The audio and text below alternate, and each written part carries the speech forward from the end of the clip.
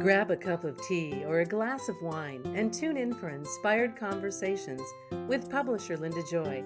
On Tuesdays at 2 p.m. Eastern, Linda creates sacred space for leading female luminaries, empowering authors, heart-centered female entrepreneurs, coaches, and healers. A soulful venue where guests openly share the fears and obstacles they've overcome, wisdom and lessons learned, and the personal journey that led them to the transformational work they do in the world. Inspired Conversations to empower you on your path to authentic, soulful living. Welcome to Inspired Conversations. I'm your host, Mindset Elevation Coach, publisher of Aspire Magazine, Linda Joy. And I am so grateful that you are circling up with us today. You are in for a truly illuminating episode. Trauma expert and breathwork pioneer Alyse Bacine shares powerful insights on how our ancestors' experiences continue to live in our bodies, influencing our present day challenges. This is such an important conversation, my friends. Alyse is a pioneering force in trauma healing and transformational breathwork. With 24 years of expertise and a master's degree in counseling psychology, she bridges the worlds of clinical mental health and somatic healing through her revolutionary methodology, the Metamorphosis Method. After a decade serving as a school counselor and implementing groundbreaking meditation programs, Alyse developed this unique approach combining cutting edge trauma tools with advanced breathwork and energy healing. This methodology, which we'll be talking about today, creates predictable, permanent transformation by addressing mind, body, and energy field simultaneously. Something missing from both traditional therapy and somatic practices. She's been featured in Oprah Magazine, Well and Good, Nylon, and her work has generated over 7 figures in revenue and transformed hundreds of women's lives. I'm honored to say she's also the cover feature for Aspire Magazine in the current issue. Welcome, Alyse. Thank you for having me. Wow, that was quite an introduction. I'm excited to be here. Well, I was drawn to you because of the combination of your work. I just loved your vibe, the energy. And I can always feel when someone has this um, deep passion for what they do. And so I spent time on your website, learned a little bit about your background. I'm like, oh, I got to get her in Aspire Magazine because I think this is such a powerful tool. And I think many of us know about breath work, right? Or maybe we've heard of it, never experienced it, but it's your combination in your background that really enthralled me. So let's go back a little before you even begin this work. When did you go into breath work for your own personal journey? Yes. So I actually discovered breathwork when I was 19 years old. So back in 2001, before it was, pretty common. Like now everyone kind of knows about it. Back then, no one was really talking about it. I was 19 years old. I was in at the end of my freshman year of college, and I was really just struggling in my life. With an eating disorder and anxiety, and I just didn't understand why. So I started looking for answers and I discovered yoga and I started working at a yoga studio and they had a breathwork class there and I took it. And I don't even know what drew me to it because it wasn't like I had some profound experience with it the first time, but I just had a knowing that I was supposed to do it and I was supposed to do it more.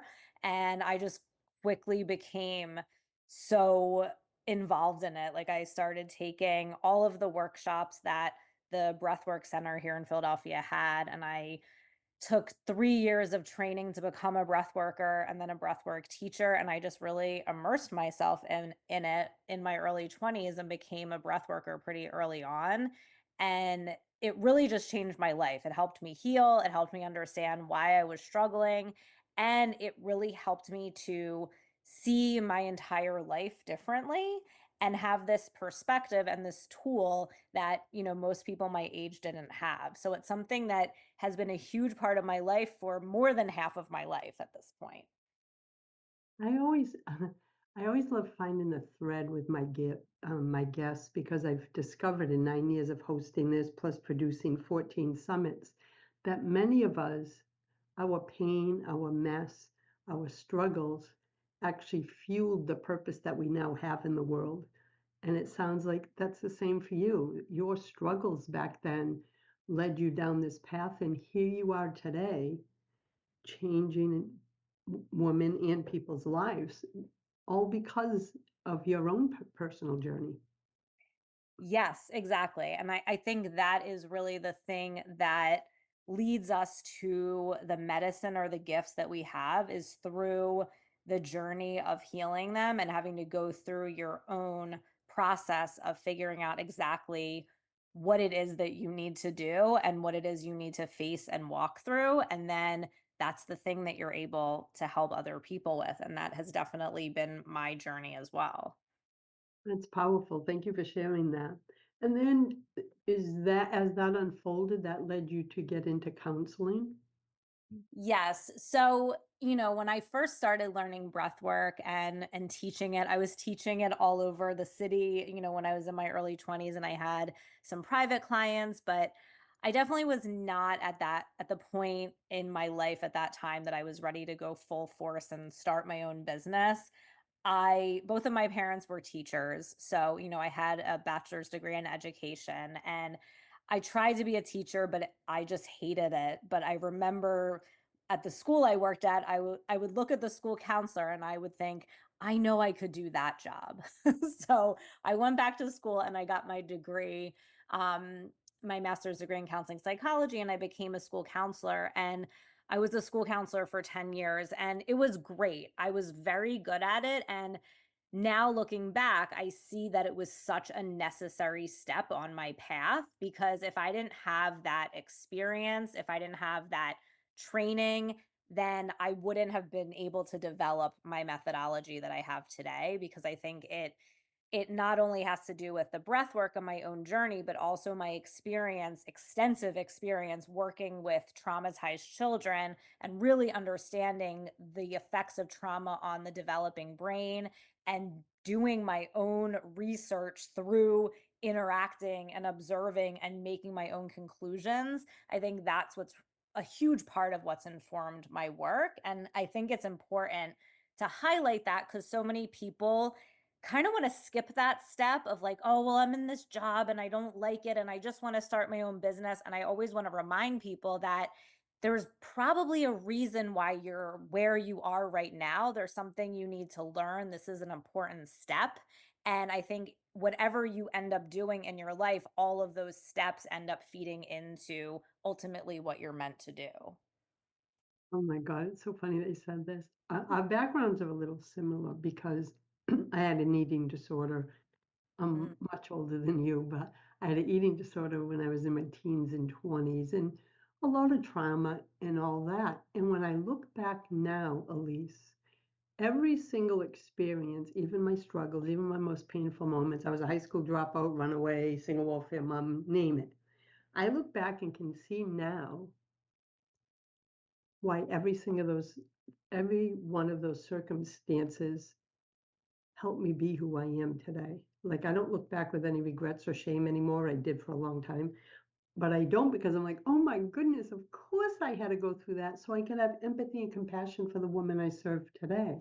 Of course, that book touched my life because I was meant to be a magazine and book publisher. Like I can look back and see all that, just as you can now look back and see and guide your clients, as you just beautifully said, that everything really happens for a reason. And I know people don't like when we say that, but I can say that about my own life. I see it. Do you Mhm. feel that statement too, or would you share it in a different way? I mean, I feel like it's totally true. I think that the thing that's hard with that is that can be very hard to see in the moment when you're faced with a challenge, when you're really struggling with something, when things aren't going your way or it feels like nothing is working. I think those are the times when it's hard to look at it that way because you can't see that perspective, and it's something you can only really see after the fact. So I think that's what can be challenging about it. But ultimately, it's always the case. I don't think there's anything in my life that I would look back on and say, oh, I regret that or that shouldn't have happened, because it all leads you ultimately to where you're meant to be. And those experiences and walking through them is what gives you the ability to help other people in the exact way that you're meant to. Yeah, that's exactly how I feel. We're going to take our first break, my friends, and we'll be back in a moment. You can visit and learn more about Alyse and her groundbreaking work at AlyseBreathes.com. And as always, all the links for bio and contact info are all in the show notes. We'll be back in a moment, my friends. Connecting you with the best of the conscious minds in the world. Om Times Radio. IOM FM. Are you ready to create and live the divinely guided life intended for you? A life not bound by your past or tied to a specific future. A life beyond your fears and what ifs that is filled with limitless possibilities. Experiencing an empowered life of fulfillment, joy, and connection is possible when you embrace a spiritual, solutions-centered lifestyle. Through her transformational teachings and programs, Lisa Hermata, empowered life view guide, life transformation mentor, and founder of Love is the Seed, empowers women to break the barriers holding them back from living their sacred truth so they can find greater connection with their inner wisdom and their divine source to co-create a life that brings peace, joy, and self-acceptance. Visit loveistheseed.com for positive guidance and valuable resources to support you in embracing an empowered life view. Consistently attract soulmate clients, begin showing up on brand, monetizing on your calling. Welcome all spiritual coaches, leaders, healers, light workers, and practitioners to a show that turns you on in your business and amplifies your magnetism. I'm host, catalyst, and spiritual business coach Rosalind Fung, and I'm here to journey with you into the juicy and help you discover where the real gaps are. Ignite your mindset and soul with strategies and systems as each episode takes you to the sweet spot that activates your soulgasmic business by tuning in on Tuesdays at 10 a.m. Mountain. Join me for your light language activation and let's magnetize and monetize. Your conscious lifestyle on steroids. Om Times Radio. IOM FM. Welcome back. You're listening to Inspired Conversations. I'm your host, Linda Joy. With me today is pioneering force in trauma healing and transformational breathwork, Alyse Bacine. So, Alyse, when you merged everything, is that when you started to notice some of the gaps in the healing and therapy spaces that prompted you to create the Metamorphosis Method? Yeah, so I think it was a journey for me because, when I was younger and learning breath work, I didn't know what I didn't know, so I was just kind of learning and watching the way other people did it. But then when I started working as a school counselor, after the first couple of years, I really started to see that just the general approach to the way we handle trauma or the way we handle therapy or changing behaviors or getting better in general or making changes in general, it just didn't make sense to me. What I would often notice is when I was working in schools, if a child was misbehaving and they were getting in trouble and having a lot of issues, all that we would look at was, well, how do we change this behavior?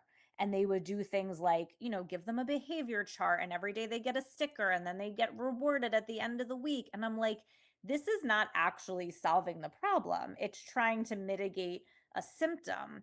And I kept telling everybody at the school, I was like, we need to look at what message this behavior is telling us. What is this child trying to tell us through this behavior? And if we can understand that message, then we can address what's actually happening, because that is the real way to change the behavior. Because ultimately, if you just try to change it through managing symptoms, it always comes back, you know? And I really started to see that pattern in a lot of the therapy spaces and some of the coaching spaces and healing spaces. And I was like, we really need to be able to get to the root of what's going on here. And that was sort of what drove me to create my methodology, which is, you know, obviously centered around breath work. And one of my major tools that I use is my inner child healing process, which is about pinpointing and dissolving what I call your core wound, which is the root, that one thing, that one pattern, that one belief that you recreate across all areas of your life. And my methodology is very much based on just simply addressing that one thing, that root cause that's affecting everything else. So it's almost like your core wound is like the root of the tree. And the branches of the tree are, you know, all the areas of your life, your finances, your career, your business, your relationships, your self worth. And it's like if we can address the root, then all of the branches change for the better instead of trying to address each branch separately. So that was kind of the observation I made. And then the solution is really just addressing this one thing and distilling it down to that. And that is kind of the crux of my process. And the breath work is a huge piece of it because it goes beyond the mind and the intellect and into the body and the energy field. And it allows you to access the subconscious mind very quickly and process suppressed emotions, which is a huge piece of the healing process. So that was kind of my observation and solution is really looking at it more of like let's just get to the start of the problem. I love that because, like, even in mainstream medical, which I'm experiencing right now, they don't look for the cause. They keep trying to treat the symptoms. I'm like, frick the symptoms. I need to know the cause, but they don't think like that. So I switched over to functional medicine. But it's very similar to what you said with that child, right? That Mhm. was a behavior, but there was a cause behind it that they weren't looking at. Absolutely. And, you know, and even things that we think are things that we should, you know, cope with or manage, like something like anxiety, right? To me, anxiety is a symptom. That's not a cause. So instead of using even a modality like breath work to just cope with anxiety, it's like, well, let's look at what is causing your anxiety. And to me, it's not, you know, in Western medicine, they would say, well, you have anxiety disorder. And to me, that doesn't make sense because no one just has anxiety disorder. There's something that's causing their anxiety, and it's most likely something from early childhood that they're not aware of. And that is, you know, what my work is all about is pinpointing and addressing what that is and reconciling that so that you don't have to manage your anxiety. It's not there anymore because you addressed the cause. Mm. And I'll tell you, with anxiety going through the roof right now for so many people and receiving that news going, oh, you have the disorder, they need you now more than ever because, Absolutely. yeah, it's prolific right now. And you're speaking to someone that I really struggled with severe anxiety and depression for the first 30 years of my life till I got on my spiritual personal development path. And though it stays, I feel like it's cleared, I will have those moments that it comes back up and I feel it so viscerally in my body that I can recognize it now before it can blow up into anything else. But I have to listen to my body give me those signals. In the early days, I didn't know how to listen to my body because I was so disconnected from it. Do you find that too, that breath work helps the person reconnect with the body that maybe they disassociated from or disconnected from or are angry at in some cases? Oh, absolutely. I think that, you know, as a society, we are not taught to handle our emotions. You know, we're taught that emotions are inconvenient and uncomfortable and we shouldn't feel them. It's even very normalized when someone's crying to say, oh, don't cry, right? But actually, crying is really good. It's important to cry and feel your emotions, right? But we, a lot of us didn't have anyone modeling to us how to deal with our emotions in a healthy way. So we just learn to stuff them down and suppress them, which will then cause you to be disconnected from your body. Because if you were connected with your body and present in your body, you would have to feel those emotions, right? So using the breath work, it's such a fast and effective way to get you back into your body and quickly and efficiently process the feelings that are there, and confront them in a gentle way. So sometimes people can feel a little nervous or have a little trepidation around breath work because they're afraid of what they're going to feel or what they're going to have to face, but it's such a gentle way of doing it. I always say nothing ever comes up that you can't handle, but getting in the body is so important because, like you said, the body is really the way that you receive information. The body will tell you, the body's not going to lie to you. It's all there. It's just a matter of connecting with it and then really starting to trust the signals that it gives you. And that really speaks to me as someone that was disconnected from my body for most of my life. So I'm curious if a woman is listening right now, how does she know, or how does anyone know that they have unhealed childhood or ancestral trauma? Like, what are some of the signs that they could be experiencing right now and don't know it's connected? Yes, absolutely. I love this question. So, one of the main ways that I would say to know that, especially if there's not anything that you are aware of consciously, is if there is some area of your life where you feel stuck or challenged, or there's something you've been trying to move forward with, something you've been trying to create, something you've been trying to take action on, and it feels really hard. You have doubt about it, you procrastinate, maybe you just think you're lazy or not motivated. I always say there's no such thing as lazy. There's a reason why you can't move forward, and it usually has to do with some kind of trauma from childhood. And it can also be ancestral, but it's usually a belief about yourself, or it's your psyche or your inner child trying to prevent you from getting hurt again. So it feels so hard to move forward. So that's definitely a way that you would know. Also, if you have repeated patterns that you know that you do, but you still can't stop doing them, like a great example of this would be people pleasing, right? So many people will have this awareness that they people please, and they know that they do it. They might know where it's coming from, but and they can say to themselves, well, you know what, I'm not going to do that, I'm not going to people please. But then they can try to change it a little bit, but ultimately they still keep doing it and they don't know why. That is a result of childhood trauma. And the reason why it's so hard to stop a pattern of behavior like that is because as a young child, we develop coping mechanisms to deal with having unmet needs or having caretakers that couldn't be there for us in the way that we needed. We develop these coping mechanisms, and people pleasing is just an example of one of them. But we literally do that coping mechanism as a means of survival, as a means to feel safe. Because as a young child, you need to know that there's an adult that cares for you and is going to meet your needs, or you won't survive.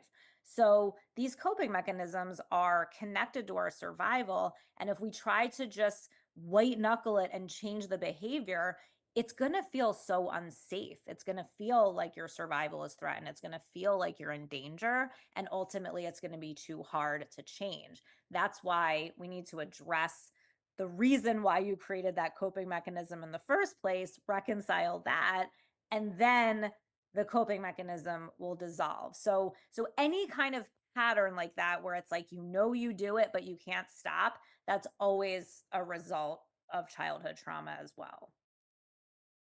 That's powerful. And I have a feeling many women are nodding their heads, right? And so, excuse me. So we're going to take our next break, Alyse, because the next question I know might go a little deep and I don't want to interrupt you.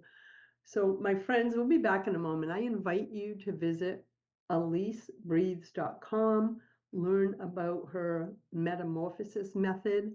She also has other offerings there, lots of information that will support you on your journey. And be sure, of course, to follow her on social media too. You'll find everything there. And we'll be right back for this inspiring conversation. The best of the holistic, spiritual, and conscious world. Om Times Radio. IOM FM. Your worth is not determined by the number on the scale. You are enough right now, exactly as you are. If you're like many midlife women, you've thought, if I could just reach my ideal weight, I'd be so much happier.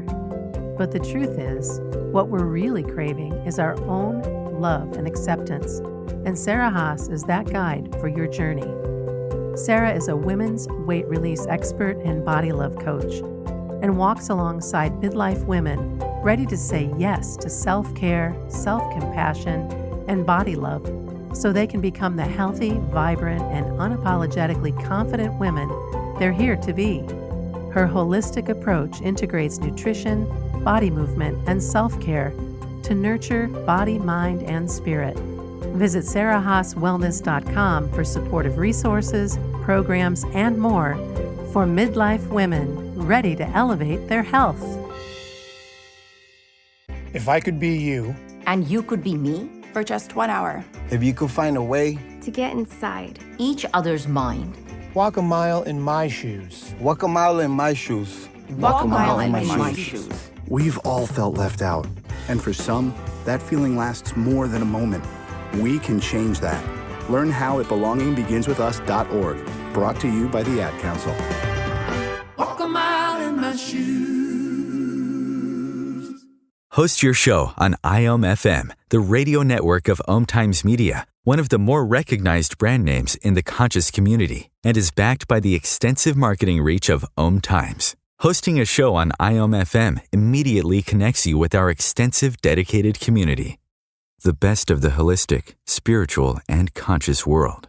Welcome back. You're listening to Inspired Conversations. I'm your host, Linda Joy, and today we're talking about how our ancestors' experiences and our own experiences in our life live in our bodies and can be influencing our present day challenges.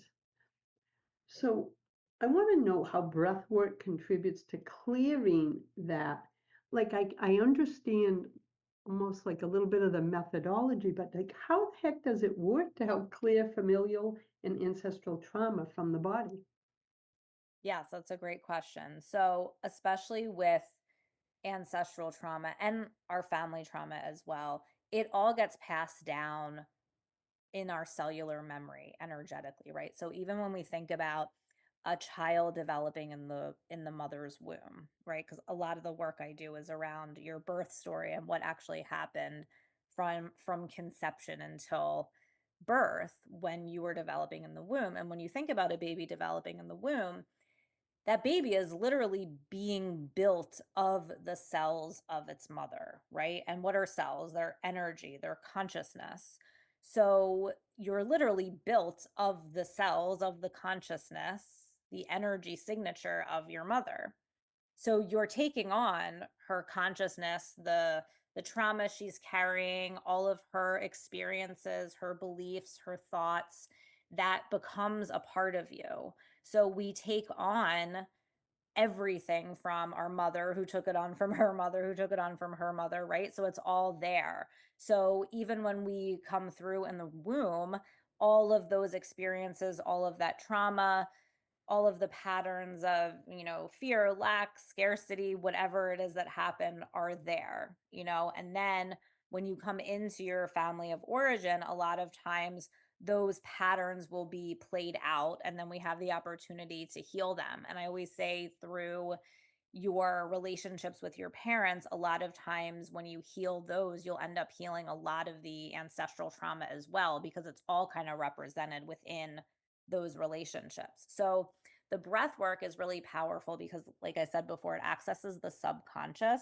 And a lot of this memory is within the subconscious, and it also is living in the body in energetic imprints. So when you think about, taking on energy from your mother, taking on her consciousness, that's not going to be something that you would have words for or cognitive linear thought around, right? As a baby, you're just experiencing it as energy. You're experiencing it as an imprint.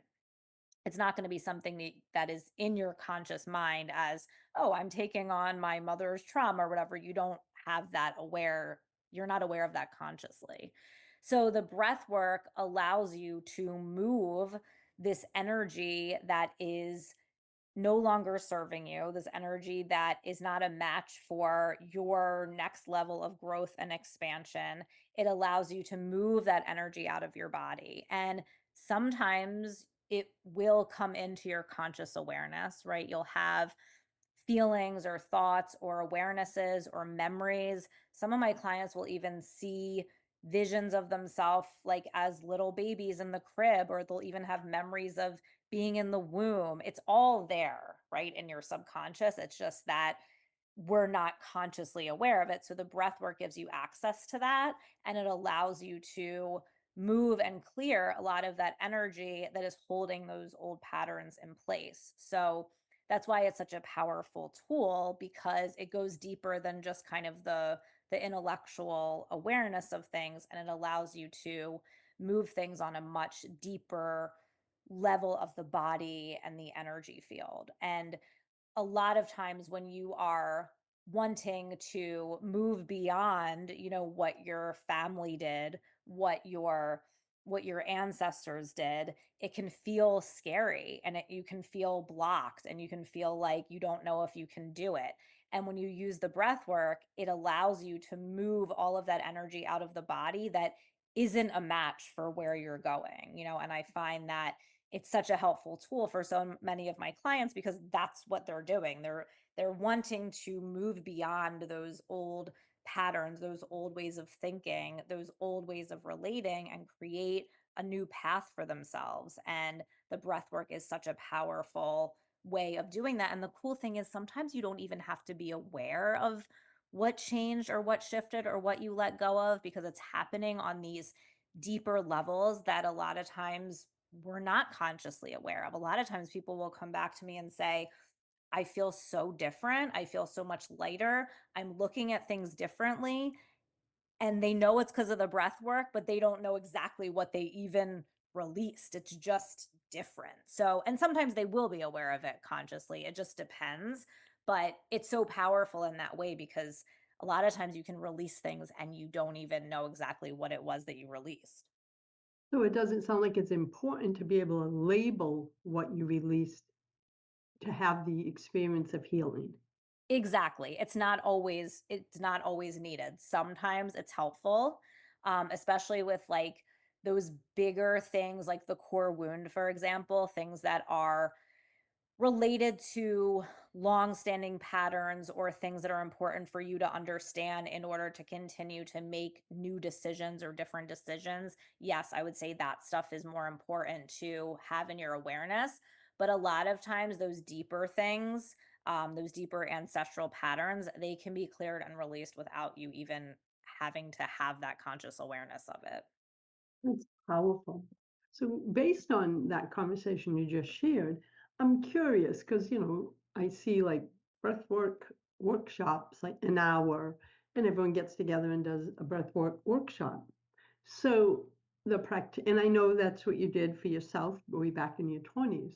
So, when someone experiences it in like one of those 1 day workshops that someone's hosting, what happens if they have such a release that they need support after that, right? Like if they just go to this 1 day thing, I guess that's my question is it sounds like what you have created is a whole support system to help Right. them through all the layers.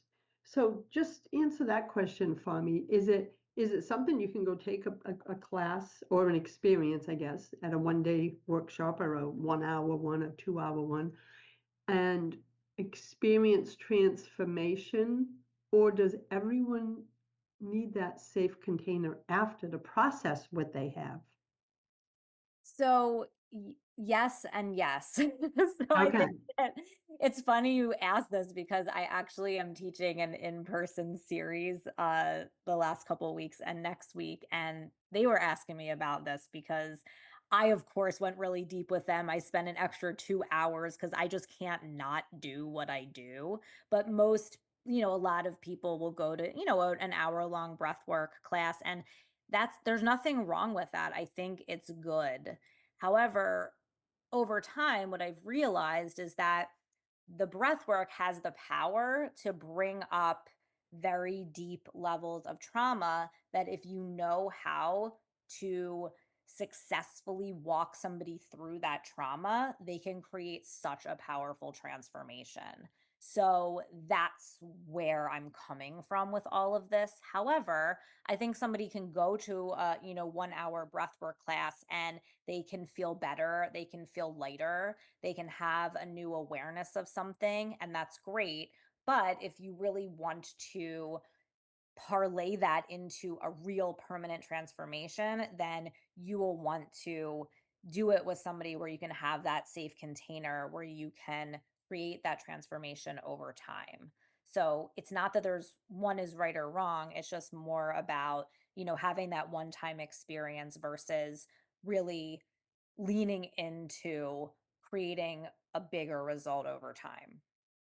Okay, thank you for answering that because I was always curious. So, compared to therapy, and I don't mean to like compare the two, I don't know another way to ask this. Mm. Like I've been in therapy, over the years, and it's a lot of talk therapy, but breath work seems to work so quickly. So, why does it work so quickly to release trauma from the body compared to talk therapy? Or is there no comparison because it's two completely different things?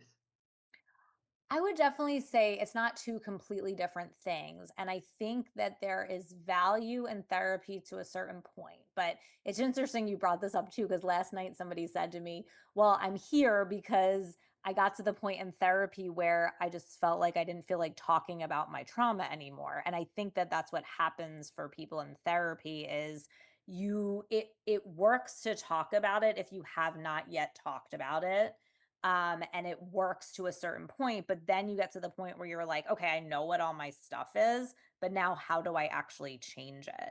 So I think the breath work works so quickly because it just bypasses the mind and it allows you to process the emotional energy that is living in your body. There are places in your body and in your psyche where these moments from your childhood that were traumatizing for you, where you felt wounded, where your needs didn't get met, those moments are still alive in your body because they haven't been fully processed and in a lot of ways are still running the show. I always have this joke that everyone is walking around like 5-year-olds. And when you see people on the street like yelling at each other or beeping at each other, to me, that's like their inner 5-year-old coming out who doesn't feel acknowledged or doesn't feel valued and it gets triggered, right?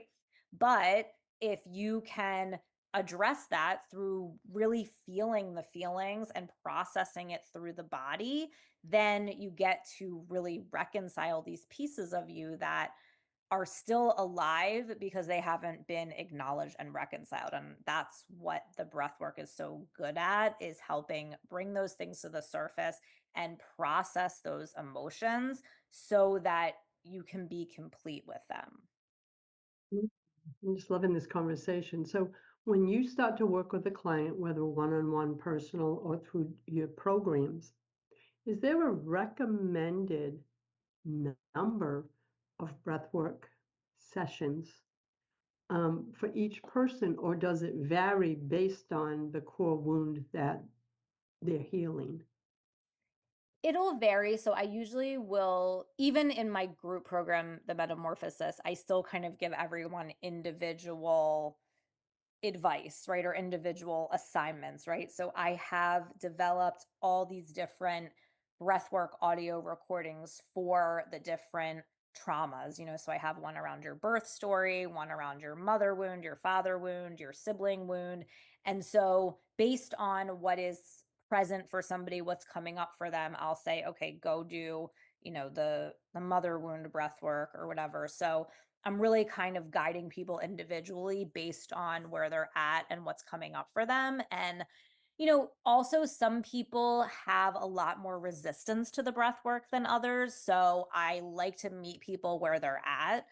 And some people, are like, I don't know why I can't do it, or I feel so confronted by it. And for those type of people, I'll tell them, well, just listen to it while you're walking, or listen to it while you're doing the dishes. So always wanting to find inroads for people that have resistance or are feeling confronted by it. So I think it really depends on the person, and where they are and what is going to be feasible for them. But ideally, I'd like people to do the breath work at least twice a week, along with journaling. And then, they come back to me and tell me what came up. And then I tell them what I think, and I give them the next thing to do. Oh, I love that. So it's like customized for each person's personal experience, their energy, their what they're feeling, like the vulnerability in it. So I think that's so powerful. And I want to invite everyone to learn more about her revolutionary methodology called the Metamorphosis Method. You can learn all about that and so much more that she offers at AlyseBreathes.com. We'll be back in a moment, my friends, with the last segment of this truly inspiring conversation. We'll be back in a moment. The best of the holistic, spiritual, and conscious world. Om Times Radio. IOM FM. Are you ready to make the second half of your life the best half of your life, my midlife friend? Living a life full of happiness, abundance, and success is possible when you learn strategies to soothe your inner critic, honor your inner wisdom, and that support you to co-create your life from a place of joy and possibility. Don't walk the journey alone. Midlife Transformation Guide, Master Certified Law of Attraction Coach, and Certified Desire Factor Coach, Karen Shire, will passionately support you to uncover and release what no longer lights you up, so you can go from feeling stuck, stressed, and unfulfilled to feeling free, empowered, and eager for the next chapter of your life. Learn more at KarenShireCoaching.com and schedule a complimentary discovery call today. More than 24 million Americans have an autoimmune disorder, and that number continues to grow. I'm Sharon Saylor, and I'm one of those 24 million. To put that number in perspective, cancer affects about 9 million and heart disease up to 22 million. That's why I've brought together top experts and those thriving regardless of their diagnosis to bring you the latest, most up-to-date information. Join me, Sharon Saylor, Friday night, 7 p.m. Eastern, for the Autoimmune Hour on Life Interrupted Radio to find out how to live your life uninterrupted. Hey, hon, what you doing with your phone? Taking pictures? No, I'm asking it questions. Like what? Hey, Bobo, do flowers have best friends? I'm sorry. I'm afraid I don't know that. Hey, follow me. I want to show you something. Look, flowers do have best friends. Whoa. Some answers can only be found in nature. Discover the unsearchable. Visit discovertheforest.org to find a trail near you. Brought to you by the United States Forest Service and the Ad Council. Free your mind with Om Times Radio. IOM FM. You're listening to Inspired Conversations. Thanks for being here. As you know, I always say there are no accidents, right? You're listening in today, and maybe in this conversation, you got that little nudge or some soul bumps going, oh my goodness, this is what I need. Then I invite you to be sure to stay connected with Alyse, visit her website, look into her Metamorphosis Method, because as I've discovered in my own life, life doesn't have to be a struggle, but we have to be willing to face our internal struggles. So one of the things I saw on your website when I was visiting you, you had this quote that really spoke to me, and it says, "Your mind isn't the problem, your unhealed wound is." And I was like, whoa, right? Because we're all like, and I'm a mindset elevation coach and belief clearing practitioner, and when I read that, was like, ooh, it's so true, right? They think it's all mindset, but it's much deeper than that. So tell me your thoughts on that, because it really spoke to me. Yes, I love this. So, there is a power in changing your mindset. There is a power in affirmation. However, if we don't address what is creating the thought pattern in the first place, it's going to be really pretty impossible to change it. It doesn't matter how many times you say an affirmation, if your inner child is still not feeling safe, everything that you do, every interaction that you have in the world is going to be fueled by that inner child who doesn't feel safe. So it doesn't matter how many times you say, I'm abundant or I'm good enough. She still doesn't feel safe. So we have to address that first, and then when we pair that with affirmations, with changing your mindset, one of the things that I do in my inner child healing process is we address the inner child, through the situations and circumstances in your life. So, for example, say you get triggered by something your partner says and you immediately want to, make it about they're wrong or they're mean or whatever. I always say, okay, you're triggered. Let's address what's really going on here, which is, your inner child doesn't feel valued or your inner child doesn't feel safe. And then we take the steps to heal and reconcile the inner child. And then ultimately, the goal is for you to come back into your power, or what I call your highest self avatar. So that's the version of you who's fully in her power, fully in her presence, and fully in the version of her that she's meant to be. And ultimately, that's the goal through being able to address the inner child is then being able to go through the steps and be able to hold your power in all situations and circumstances in your life. So when you are going through the process, part of being able to access your power is by changing your mindset and using affirmations that remind you of this version of yourself. But we have to pair it with both, right? It has to be the addressing and the healing of the inner child, and we can't ignore that. But then once we address that, then we can start to really change the pattern by accessing your power. And there might be a mindset shift or an affirmation or something that reminds you of this powerful version of you that gradually becomes easier and easier for you to access. Powerful, my friend. I noticed something too on your site. You actually certify practitioners in the Metamorphosis Method. Yes. So tell us a little bit about who you work with through that certification and any other details you want to share, because I have such a large following of personal and spiritual development coaches, body workers, and more who I think this would be such a powerful modality to bring into what they do.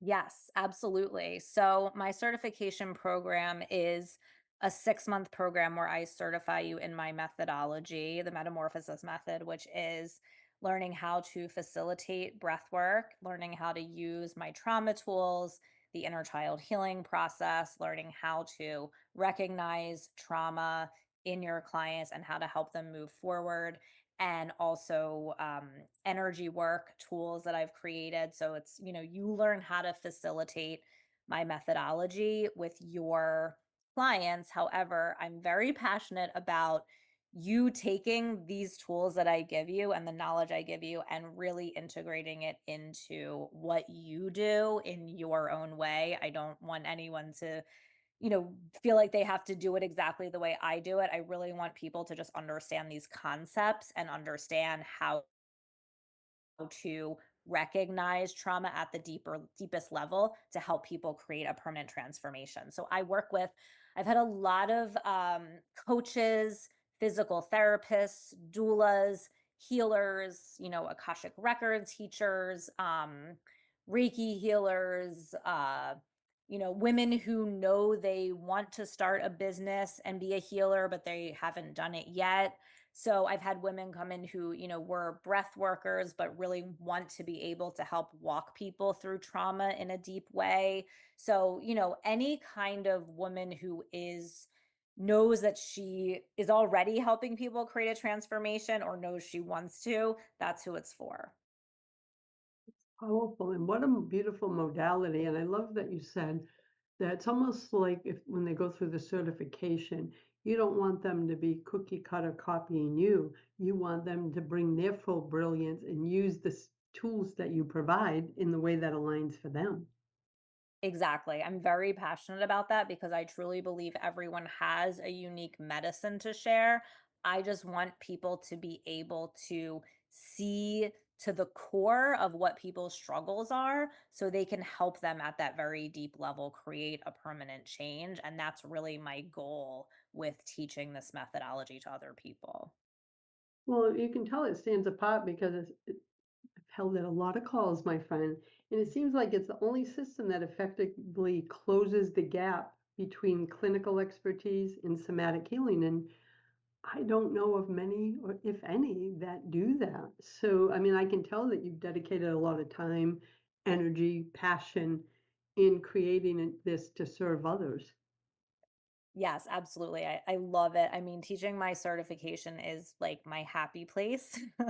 I just love it so much. I love talking about the nuances of this work and really coaching clients on how to create a really powerful, pristine, and safe place for their clients to create healing.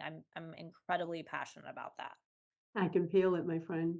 So, for those, because I have a global listenership, is that certification done virtually or in person?